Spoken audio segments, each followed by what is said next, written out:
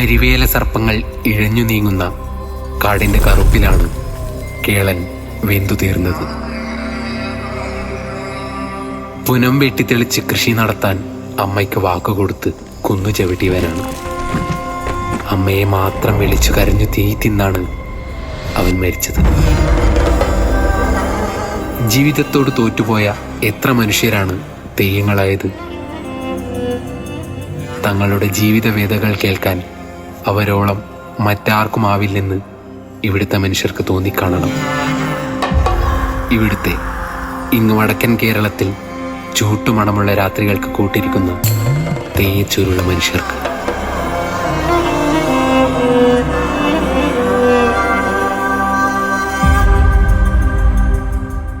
മേലേടത്ത് ചെക്കി, അതുപോലെ തന്നെ കണ്ണച്ചാർ നേർതമ്പുര എന്ന് പറഞ്ഞൊരു ജന്മി എന്നുള്ളൊരു ആളെ വീട്ടിൽ നിൽക്കുന്നൊരു ആളാണ്.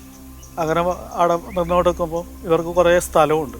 ആ സ്ഥലം പണ്ട് ഞാൻ വെച്ചാൽ ഈ പൊനംകൊത്തലാണ്. ആ പൊനത്തിൽ പണിയെടുക്കാൻ വേണ്ടിയിട്ട് ഇയാളോട് പറയും. മുക്കുറ്റി, മൂവറക്കുന്ന്, നല്ല വേങ്ങ, കരിമ്പനക്കാട്, ഇങ്ങനെ 4 സ്ഥലമാണ്. അവിടത്തേക്ക് പോയി അതെല്ലാം കൊത്തി ഇടക്കിയിട്ട് എല്ലാം വയക്കും. അപ്പോൾ ഞാൻ വെച്ചാൽ വലിയൊരു മരമുണ്ട്, കരിനെല്ലി മരം എന്ന് പറഞ്ഞൊരു മരമുണ്ട്. കൊത്താൻ കഴിയാതെ കൊണ്ട് അവിടെ വെക്കുക. ഈ പൊനം വയക്കിയാൽ ഞാൻ വെച്ചാൽ അത് തീയിട്ടിട്ട് അത് വെണ്ണീരാക്കുക, അത് കത്തിച്ചിട്ട് ആക്കുക ചെയ്യുക. അപ്പോൾ അങ്ങനെ ആക്കി വീട്ടിലേക്ക് വന്നു. അത് കത്തിക്കാൻ വേണ്ടിയിട്ട് വരുമ്പോൾ വന്ന് ഇനി അത് തീക്ക് നശിപ്പിക്കണം, അത് കൊടുക്കണം എന്ന് പറഞ്ഞിട്ട് അപ്പോൾ വീട്ടിൽ വന്നിട്ടാകുമ്പോൾ ഞാൻ വെച്ചാൽ ഒരു മദ്യം കഴിക്കും.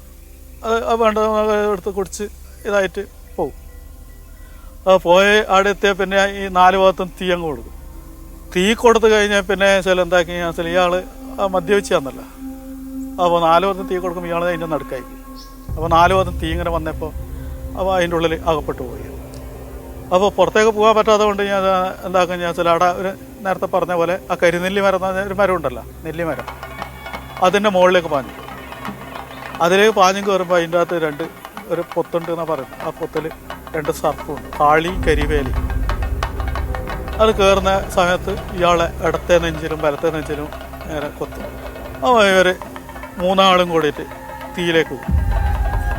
അപ്പോൾ ആ തീയിൽ അങ്ങനെ കത്തി നശിച്ച് പോക്കാം. അപ്പോൾ ആ സ്ഥലം എന്താ കുറേ ദിവസം കഴിഞ്ഞിട്ട് അപ്പോൾ ഈ പ്രായകാലത്തെങ്കിൽ ദൈവം കേട്ടവരും അപ്പോൾ അയാൾ ഈ നായാട്ടെല്ലാം ചെയ്യുന്ന വ്യക്തിയാണ്. അപ്പോൾ അങ്ങനെ കത്തിയാൽ ആ രൂപം അങ്ങനെ കാറ്റ് നടിക്കാതെ കൊണ്ട് അങ്ങനെ ഉണ്ടായി. അപ്പോൾ ഈ വയനാട്ട് പോലെ എന്താക്കുക ഞാൻ വെച്ചാൽ ഈ ബില്ലിൻ്റെ ഇതുകൊണ്ട് നല്ല മുട്ടും. അപ്പോൾ ദിവ്യമുള്ള ആളല്ല, ദൈവമല്ലേ. വയനാട്ട് പോലെ എന്ന് പറഞ്ഞാൽ ശിവൻ്റെ മോനാണ്. അപ്പോൾ ഈ സ്പർശനം കൊണ്ട് അയാൾക്ക് മോക്ഷം കിട്ടി. ആ മോക്ഷം കിട്ടിയ ഇയാൾ ഒപ്പരം തന്നെ ഇങ്ങനെ പോക്കാം.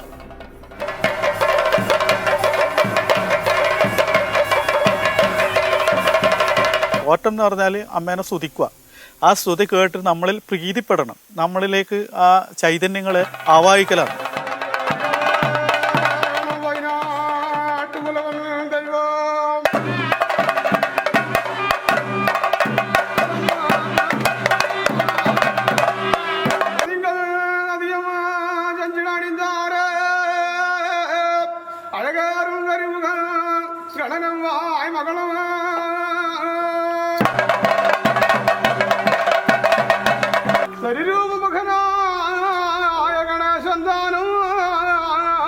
അതിരിപ്പോൾ കവിയാളൊരു പലരുമൊത്ത്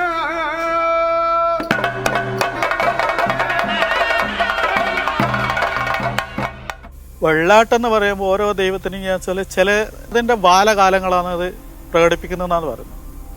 പിന്നെയാണ് ഇതിൻ്റെ പൂർണ്ണ രൂപത്തിലേക്കാണ് തെയ്യായിട്ട് എത്തുക.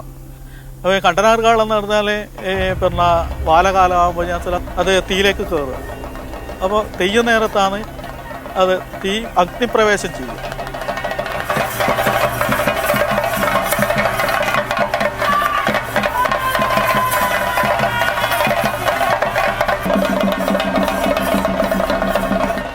കണ്ടനാറുകാളിൻ്റെ മുഖത്തും പിന്നെ മേക്കുമുണ്ട്. മേക്കെന്ന് പറയുമ്പോൾ ശരീരത്തിലും. അപ്പോൾ മാർബിൽ 2 മാർബിലും 2 പാമ്പ് കടിച്ചിട്ട്, കാളിയും കരിവേലയും 2 സർപ്പത്തന്മാർ കടിച്ചിട്ടാണ് വിഷം ഇതാകും. അപ്പോൾ വെച്ചാൽ ഈ പാമ്പിനെയാണ് ഈ ദൈവം കിഴിഞ്ഞു പോകുമ്പോൾ നമ്മൾ അതിനെ ഈ രൂപങ്ങൾ ഈ മാർബിൽ ഇങ്ങനെ വരച്ചിട്ട് കാണുന്നു.